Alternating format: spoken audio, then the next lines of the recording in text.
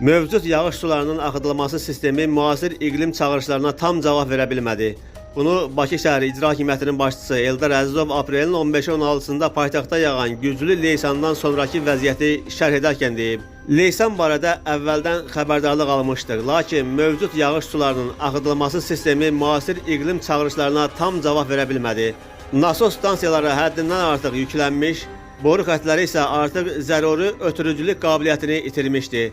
Bu isə onu göstərir ki, şəhər infrastrukturu ilk növbədə kanalizasiya sistemi yeni yanaşmaları zəruri edir, deyə Eldar Əzizov qeyd edib. O xatırladıb ki, ötən ilin oktyabr ayında baş vermiş təbii fəlakətdən dərhal sonra məsul və adiyyəti qurumların rəhbərləri ilə operativ şəkildə görüş keçirilib.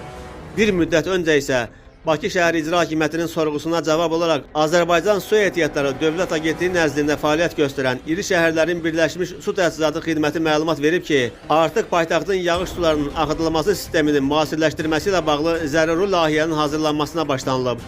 İlkin qiymətləndirmələrə əsasən bu proqramın icrası azı 2 il davam edəcək.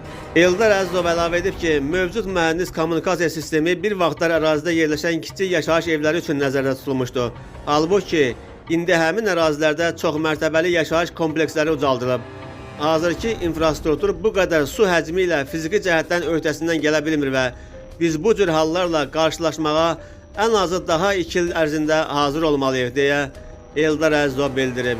Güclü yağıntılar zamanı təhlükəni minimuma endirmək məqsədi ilə Bakı şəhər İcra Hakimiyyətinin başçısı Eldar Əzizov müvəqqəti tədbir kimi leysanlar zamanı tunellərə və körpüaltı keçidlərə nəqliyyat vasitələrinin girişinə məhdudiyyət qoyulmasını təklif edib. Bakı meri həmçinin külək nəticəsində ağacların aşması məsələsinə də toxunub.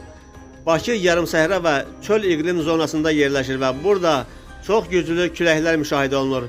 Bu şərait ağaclar üçün heç də münbit deyil. Mövcud iqlim şəraitini, eləcə də baş verən təbii fəlakətləri nəzərə alsaq, ağacların aşması çox vaxt qaçılmaz olur.